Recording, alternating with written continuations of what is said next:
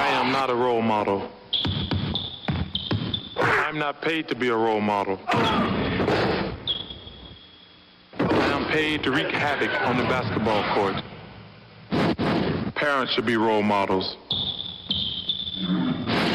Just because I dunk a basketball doesn't mean I should raise your kids. That was Hall of Famer Charles Barkley starring in a Nike ad back in 1993. He wrote that script himself. Barkley played for 16 seasons in the NBA from 1984 to 2000, a career at the power forward position, though he's pretty small for a power forward height-wise, considered to be among the most dominant in NBA history.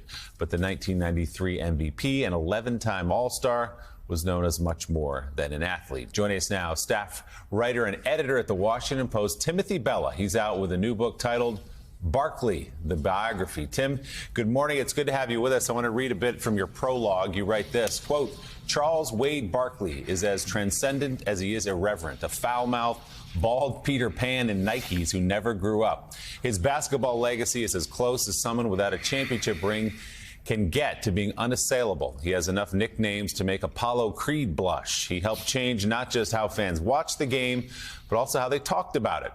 He doesn't like being called controversial, but sometimes there is no other word better to sum him up. To many, he resurrected what it meant to be the provocative voice of the American athlete, not seen for decades in a world he considered too politically correct, too guarded, and too comfortable.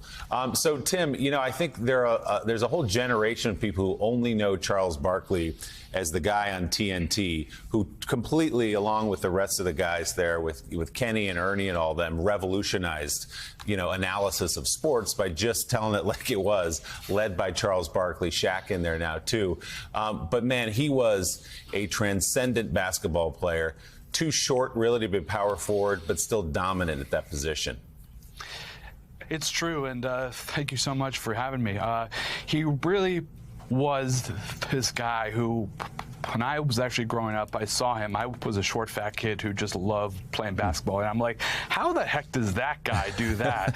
And from there, I just saw this guy who would just grab these rebounds and just go coast to coast and just slam dunk and just hang on the rim like he's the Incredible Hulk on a swing set. And I was just kind of blown away by this man. So part of this book is just reminding people to only see him on TNT now that he was really a problem back then, a special player, honestly.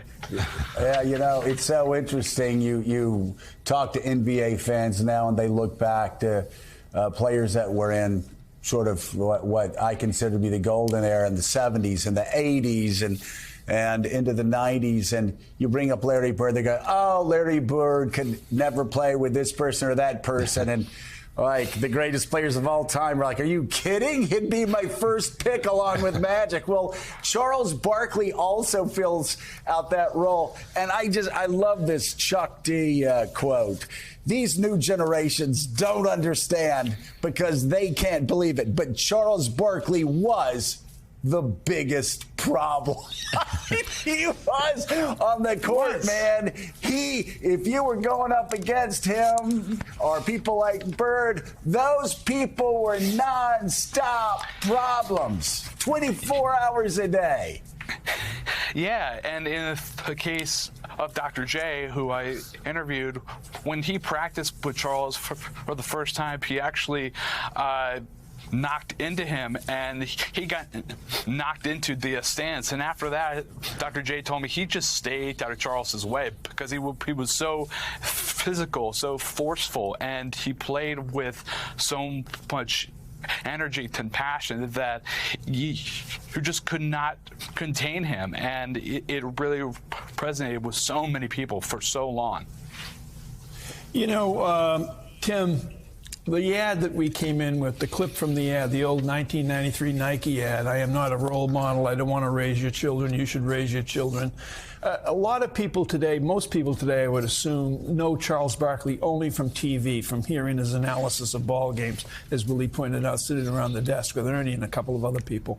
But Charles Barkley's gift, is it not his gift that he presents that he's searingly honest. He is, and I do think that it is his blessing of Barkley in a lot of ways that he is honest, and honestly, that sometimes mean he's going to screw up. And I do think that it is kind of the beauty of who he is, because he's going to say things that some people are going to agree with, others are just going to hate and call just inappropriate. But in his case, he's just always been himself, whether it be speaking to reporters or on TNT each week. And even when he's called to apologize, sometimes he just won't. But in a lot of ways, he is this uncle that America keeps coming back to. And in a lot of ways, he really is Teflon, guys.